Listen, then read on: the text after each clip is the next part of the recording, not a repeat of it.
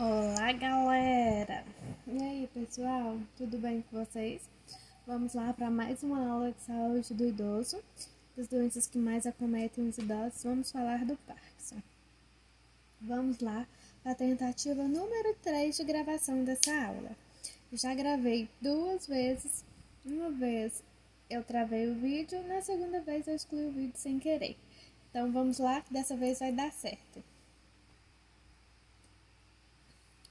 A principal causa da doença de Parkinson é a morte das células do cérebro, em especial na área conhecida como substância negra, que é responsável pela produção de dopamina, que é um neurotransmissor que, entre outras funções, controla os movimentos. Então, a doença de Parkinson é aquela doença que a gente conhece por causar tremores às mãos, aos membros, certo? Vou ajustar daqui para ver se melhora a imagem.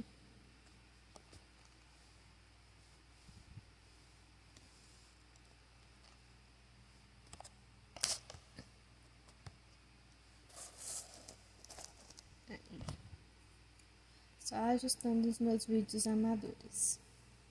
O que é o Parkinson? A doença é uma doença neurológica crônica e progressiva, sem causa conhecida, que atinge o sistema nervoso central e compromete os movimentos. Quanto maior a faixa etária, maior a incidência de doença de Parkinson. De acordo com as estatísticas, na grande maioria dos pacientes, ela surge a partir dos 55 a 60 anos e sua prevalência aumenta a partir dos 70 aos 75 anos.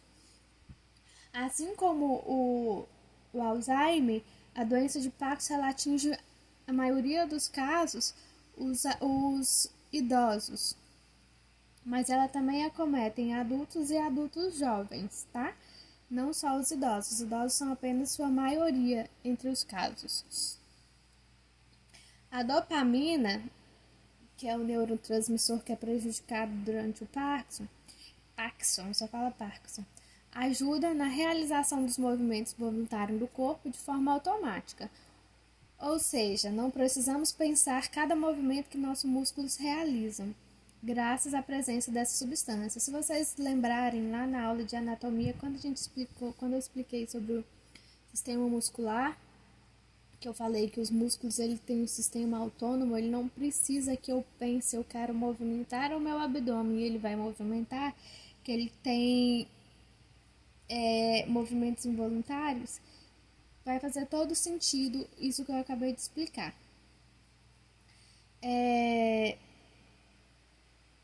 E na falta dela, particularmente numa pequena região encefálica que ela é chamada de substância negra, o controle motor do indivíduo é perdido, ocasionando sinais e sintomas característicos que veremos adiante.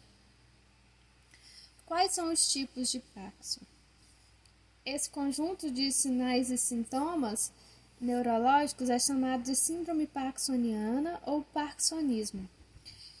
Doenças de diferentes causas, muito diversas, pode produzir esses sintomas de parkinsonianos. Entretanto, a principal causa dessa síndrome é a própria doença de Parkinson, em aproximadamente 70% dos casos. Então, gente, essa síndrome parkinsoniana ou parkinsonismo é esses tremores que a gente tem nos membros, esse tremor em repouso. Ele não acontece somente na doença de Parkinson, mas a maioria das vezes ocorre nela. Os demais causas relacionam-se a enfermidades ou condições clínicas nas quais os sintomas são semelhantes. Porém, outras características estão presentes e a história clínica e a evolução vão ajudar no diagnóstico diferencial. Portanto, quando o médico faz menção ao parkinsonismo ou síndrome parkinsoniana, ele não estará necessariamente se referindo à doença de Parkinson. Uma causa importante de parkinsonismo secundário é o uso de certos medicamentos, por exemplo, medicamentos usados para vertigem, para tontura, doenças psiquiátricas e alguns remédios para hipertensão. Eles podem causar esses tremores. A importância de se identificar esses casos é que os sintomas são potencialmente revertidos com a interrupção dos medicamentos. Então, quando esses tremores são causados pelo uso de certas medicações, quando a gente interrompe o uso dessa medicação, quando ela para de ter efeito no seu corpo, esses sintomas vão sumir. Quais são as causas? A principal causa da doença de Parkinson é a morte das células no cérebro. Em especial nessa área que a gente acabou de dizer, que é conhecida como substância negra, que ela é responsável pela produção da dopamina, que é esse neurotransmissor que, dentre outras funções, controla os movimentos. Com o envelhecimento, todos os indivíduos saudáveis apresentam morte progressiva das células nervosas que produzem dopamina. Algumas pessoas, entretanto, perdem essa célula e, consequentemente, diminuem muito mais seus níveis de dopamina, num ritmo muito mais acelerado, e assim acabam por manifestar sintomas da doença. Então, gente, com o envelhecimento das células, é comum produzir menos dopamina.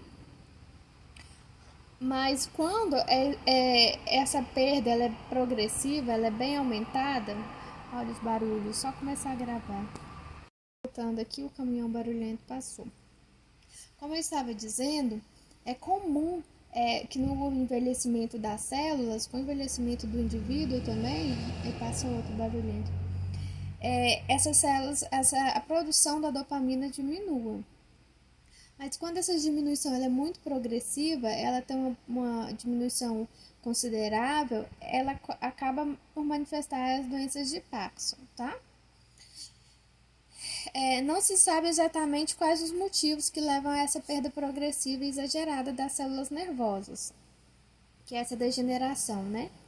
Muito embora o empenho de estudiosos desse assunto seja muito grande, admitimos que mais de um fator deve estar envolvido no desencadeamento dessa doença. Esses fatores podem ser genéticos ou ambientais.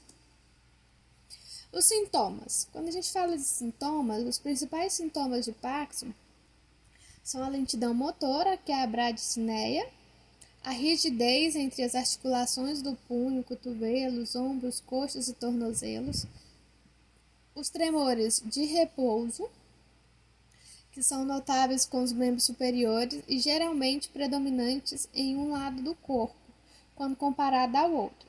E, finalmente, o desequilíbrio.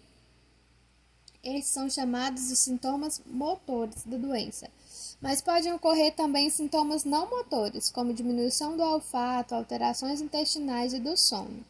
Então, pessoal, se você tem um tremor na mão e em repouso, esse tremor cessa, esse tremor não existe, então ele não é um tremor parkinsoniano. O tremor parkinsoniano, ele prevalece em um lado do corpo, não necessariamente, mas em repouso esse tremor continua. O seu membro continua a tremer, certo? Coloquei esse quadrinho aqui para falar um pouco desses sintomas que a gente citou. Postura encurvada, falta de expressão facial, rigidez nas costas, inclinação para frente, cotovelos e punhos flexionados, abertura reduzida dos braços, tremores na mão, tremores na perna, quadris e joelhos flexionados e marcha embaralhada e curta. Os sintomas da doença de Parkinson variam de um paciente para o outro, né? Não necessariamente todos os pacientes vão ter todos os sintomas e vai progredir com a mesma velocidade. Em geral, no início eles se apresentam de maneira lenta, insidiosa, e o paciente tem dificuldade de precisar a época em que apareceram os primeiros sintomas.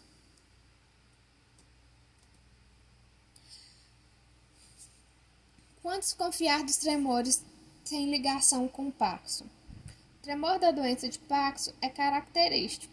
Ele é chamado de tremor de repouso, como eu acabei de explicar. Ou seja, é mais evidente ou exclusivo quando a mão do paciente está parada, seja em repouso, quando o paciente está sentado, ou seja, quando ele está em pé com os braços relaxados. Quando o paciente executa algum movimento, a tendência do tremor é diminuir ou desaparecer. Além disso, caracteristicamente, o tremor é assimétrico, ou seja, é mais evidente em apenas um lado do corpo, geralmente nas mãos. E com o passar dos anos, pode afetar o outro lado. Vale lembrar que nem todo paciente com doença de Parkinson apresenta tremor. Em 30% dos pacientes, ele está ausente, sendo a lentidão dos movimentos e a rigidez dos sintomas mais evidente. Então, pessoal, a gente conhece o Parkinson como a doença do tremor, mas nem sempre, nem todo paciente ele vai ter tremor. Uma minoria desses pacientes, 30% deles, não apresentarão no início da doença. Com o progredir da doença, sim, esses tremores irão aparecer. Quais são os tipos desses tremor? O tremor da doença de Parkinson, conforme discutido, é um tremor em repouso. Outras formas de tremor, chamadas tremores de ação, são vistos em outras doenças, em especial o tremor essencial. O tremor essencial é um tremor na sua maior parte familiar e ocorre principalmente quando pegamos algum objeto, como uma colher, um copo de água, quando escrevemos. Ao contrário do tremor da doença de Parkinson, ele tende a diminuir ou desaparecer com o braço em repouso. E o diagnóstico? O diagnóstico da doença de Parkinson é essencialmente clínico, baseado na correta valorização dos sinais e sintomas descritos. O profissional mais habilitado para tal interpretação é o médico neurologista. Ele que é capaz de diferenciar essa doença de outras que também afetam involuntariamente os movimentos do corpo. Os exames complementares, como tomografia cerebral, ressonância magnética, entre outros, servem apenas para avaliação de outros diagnósticos diferenciais. O exame de tomografia computadorizado por emissão de fóton único para qualificar a dopamina cerebral pode ser utilizado como uma ferramenta especial para o diagnóstico da doença de Parkinson, mas é na maioria das vezes desnecessário diante do quadro clínico e evolução de características. Então, esses exames complementares, a maioria das vezes o médico nem pede, é só o exame clínico mesmo, ele já tem o diagnóstico do Parkinson. E o tratamento?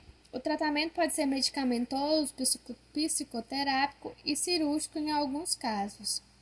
O tratamento medicamentoso é feito à base de drogas neuroprotetoras que visam evitar a diminuição progressiva de dopamina, neurotransmissor responsável pela transmissão de sinais de cadeias de circuitos nervosos. O tratamento psicoterápico ocorre em função da depressão, perda de memória e do aparecimento de demência, e pode incluir a prescrição de medicamentos antidepressivos ou psicotrópicos. A pessoa, quando ela começa a adoecer, ela começa a ter depressão, né? Ela vem junto, geralmente. A doença de Parkinson é tratável e geralmente seus sinais e sintomas respondem de forma satisfatória às medicações existentes. Esses medicamentos, entretanto, são sintomáticos, ou seja, eles repõem parcialmente a dopamina que está faltando e, desse modo, melhoram os sintomas da doença. Devem, portanto, ser usados por toda a vida da pessoa que apresenta tal enfermidade, ou até que surjam tratamentos mais eficazes. Ainda não existem drogas disponíveis comercialmente que possam curar ou evitar a forma efetiva da progressão de degeneração de células nervosas que causam a doença. Há diversos tipos de medicamentos antiparkinsonianos disponíveis, que devem ser usados em combinações adequadas para cada paciente em fase de evolução da doença, garantindo assim a melhor qualidade de vida e a independência ao enfermo. Também existem técnicas cirúrgicas para atenuar alguns dos sintomas da doença parkinsoniana, que deve ser indicado caso a caso. Quando medicamentos falharem em controlar os tais sintomas, tratamentos adjuvantes com equipe multiprofissional é muito recomendado, além de atividade física regular. O objetivo do tratamento, incluindo medicamentos, fisioterapias, fonoaudiologia, suporte psicológico e nutricional, atividade física, entre outros, é melhorar a qualidade de vida do paciente, reduzindo o prejuízo funcional decorrente da doença, permitindo que o paciente tenha uma vida independente com qualidade por muitos anos. a prevenção? Não há como prevenir a doença de Parkinson com os recursos disponíveis atualmente. Embora hoje seja possível identificar indivíduos com alto risco de conversão para o Parkinson, por exemplo, portadores assintomáticos de genes patogênicos, as estratégias medicamentosas e com outras terapias alternativas ainda se não mostraram eficazes para prevenir a progressão da doença. Quais as recomendações? Procurar um médico, ao longo que você perceba os tremores na mão ou tenha notado que sua letra diminui de tamanho. Mantenha atividade intelectual, leia, acompanhe o noticiário, exercite o cérebro, Assim como o Alzheimer, você tem que exercitar o cérebro, praticar atividades com seu cérebro. Não atribua ao passar dos anos a perda de expressão facial e o piscar dos olhos menos frequentes. Pratique atividade física. Fazer exercício físico regularmente ajuda a preservar a qualidade dos seus movimentos. A incidência no Brasil. No Brasil, existe pouco número sobre a doença de Parkinson, e essa não é uma doença de notificação compulsória. Números não oficiais apontam para pelo menos 250 mil portadores.